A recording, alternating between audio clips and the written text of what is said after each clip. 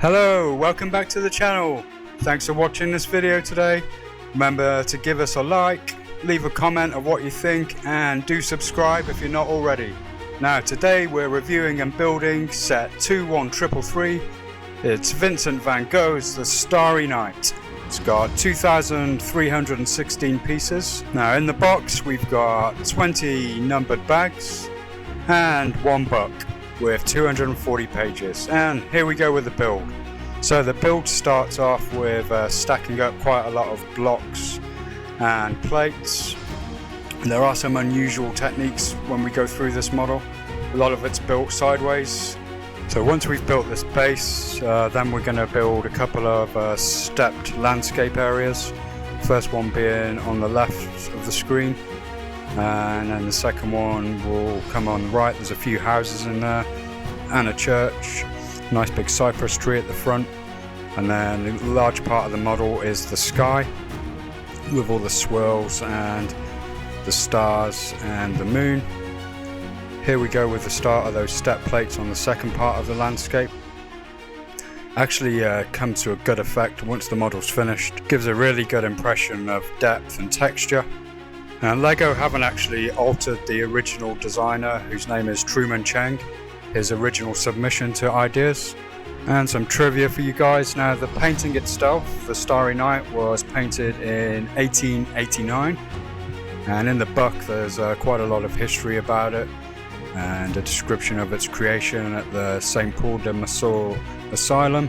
And actually the original artwork is really well represented in this set. Now we're building up the sky. It's actually 49 layers of mostly 1x2 and 1x4 plates of different shades of blue. And those shades being dark blue, blue, medium azure and dark azure.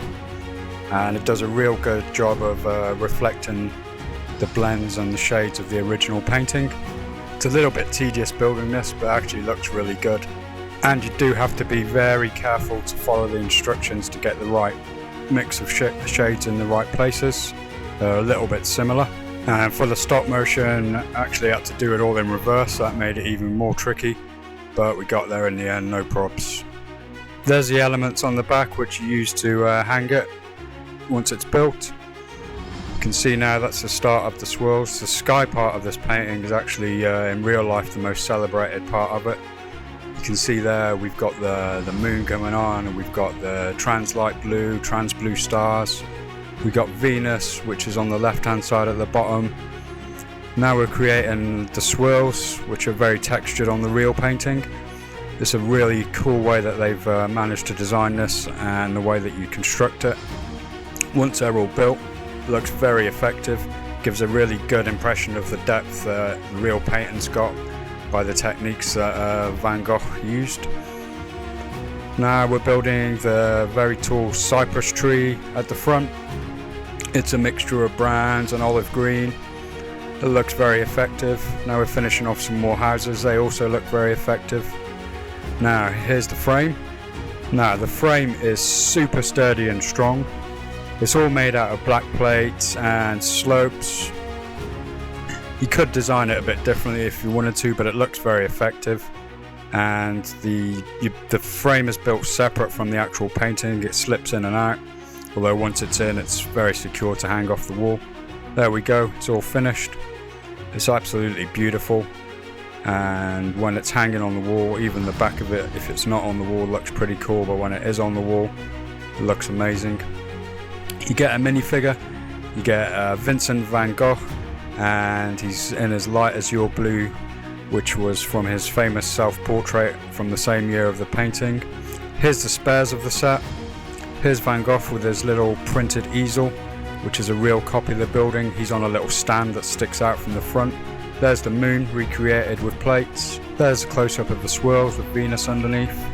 There's some of the trees and the houses in the foreground. It's a good way to show the layering effect of the model. There's the church and the little village. There's a cypress tree and the shot behind it. There's a cypress tree, the base of it from the front, and most of it from the front as well. There's a picture of the swirls with the cypress tree sticking out, some little houses behind it tucked away. There's Van Gogh sticking out on his platform. There's the holder again that holds it on the wall. That's what she looks like from the back. It's quite nice. Here's the profile of the frame from the back and a profile of the frame from the front. That's what it looks like from underneath. There's a close-up of Van Gogh. He's got his little artist palette and his toothbrush. Colours on that represent the real painting. There's the printed tile on the little easel that goes with the minifigure. Here's a spot on the wall where I already had a painting, and this is what this one looks like hanging up there. There's a close-up of it hanging on the wall. Looks very good. Here's the finished product. Definitely one worth buying. 250 Singapore dollars, 170 US dollars, 260 Aussie dollars, 150 pounds and 170 euros. Hey, thanks for watching. Remember to comment, give it a like and subscribe if you're not already. I'll see you next time.